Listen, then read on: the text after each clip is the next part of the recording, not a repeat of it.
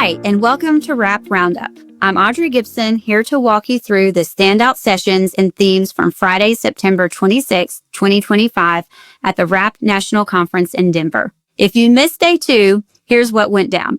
The day began bright and early with a workshop block 1. Multiple hands-on and practical sessions ran in parallel. We had ultrasound instruction.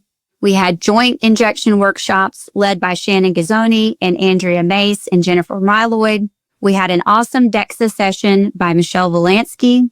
We also had pediatric session looking at mental health screening and resources with Shelby Brooks.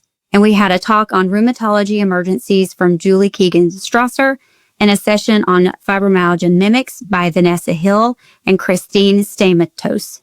We also looked at gout, as well as Clinician's Guide to Sarcoid and Rheumatology Lab Roundup.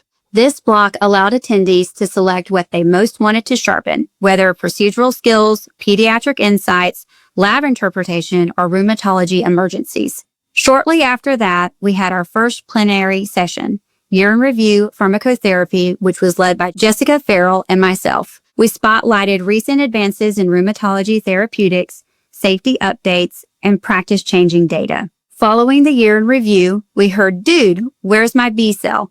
Advances in lupus nephritis and B-cell targeted therapies." That session explored the evolving role of B-cell targeted agents in lupus nephritis and practical tips for monitoring and sequencing. Post-lunch, the afternoon shifted into parallel breakout sessions.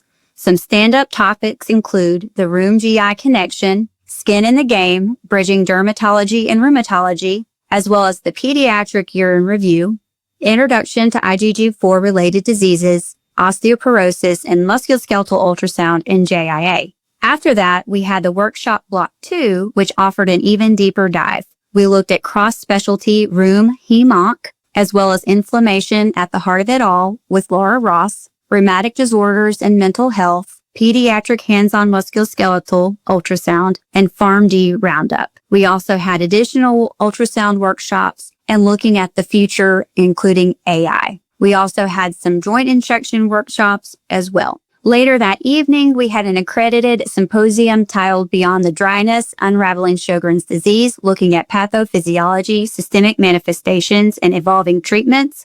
As I reflect on day 2, several things resonated. Number 1, the hands-on learning and procedural skill development again took center stage, from ultrasound and joint injections to pediatric musculoskeletal imaging.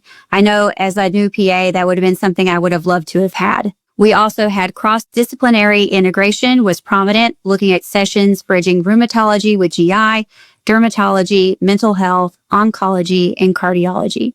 Precision and immunotherapy plenaries on lupus nephritis B-cell targeted therapy and pharmacotherapy advances underscored what we're in a nuanced era of immunomodulation. And 4, patient-centered care across the lifespan. Pediatric sessions, mental health, and emerging disease stage such as IgG4 reflect the broadening scope of rheumatology practice. Friday was heavy with content and breakout choices. Whether you leaned into clinical procedures, disease-specific deep dives, or systemic intersections, there was something tailor-made for your practice. And that's a wrap on day 2 at RhAPP 2025. The third day promises final workshops, additional plenary sessions, and closing remarks. I'll be back to recap day 3 and close out the conference. Thanks for listening, and I will see you tomorrow.